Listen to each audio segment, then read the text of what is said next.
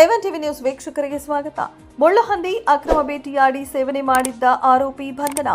ಅನುಸೂಚಿತ ಅರಣ್ಯದಲ್ಲಿ ಅಕ್ರಮವಾಗಿ ಮುಳ್ಳುಹಂದಿ ಬೇಟೆಯಾಡಿ ಮಾಂಸವನ್ನು ಸೇವಿಸಿದ ಆರೋಪಿಯನ್ನ ಬಂಧಿಸಿ ಅರಣ್ಯ ಅಧಿಕಾರಿಗಳು ಪ್ರಕರಣ ದಾಖಲಿಸಿದ್ದಾರೆ. ತಾಲೂಕಿನ ನಾರಾಯಣಹಳ್ಳಿ ಗ್ರಾಮದ ರಾಮಾಂಜಿ ಬಂಧಿತ ಆರೋಪಿ. ತಾಲೂಕಿನ ಕನ್ನಂಪಲ್ಲಿ ಸರ್ವೆ ನಂಬರ್ 57ರ ಅನುಸೂಚಿತ ಪರಿಭಾವಿತ ಅರಣ್ಯದಲ್ಲಿ ರಾಮಾಂಜಿ, ಶೀರ್ಲಘಟ್ಟ ತಾಲೂಕಿನ ಸಾದಾಲಿ ಗ್ರಾಮದ ವೆಂಕಟರಮಣ ಇವರಿಬ್ಬರು ಮುಳ್ಳುಹಂದಿ ಬೇಟೆಯಾಡಿ ಮಾಂಸವನ್ನ ತಿಂದಿದ್ದರು. ಈ ಬಗ್ಗೆ ಖಚಿತ ಮಾಹಿತಿ ಪಡೆದ ಅರಣ್ಯ ಅಧಿಕಾರಿಗಳು ರಾಮಾಂಜಿ ಎಂಬಾತನನ್ನ ಬಂಧಿಸಿದ್ದಾರೆ.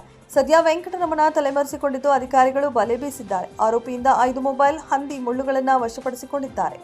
ಕಾರ್ಯಾಚರಣೆಯಲ್ಲಿ ವಲಯ ಅರಣ್ಯ ಅಧಿಕಾರಿ ವೀರಭದ್ರಪ್ಪ ಕುಂಬಾರ, ಉಪವಲಯ ಅಧಿಕಾರಿ ಜಿಸಿ ಚಂದನ್, ಸಿಬ್ಬಂದಿ ಕಾಶಿನಾಥ್, ಸಿಂಧೂರ, ಅಂಬರೀಶ್, ಹರೀಶ್ ಮುಂತಾದವರು ಇದ್ದರು.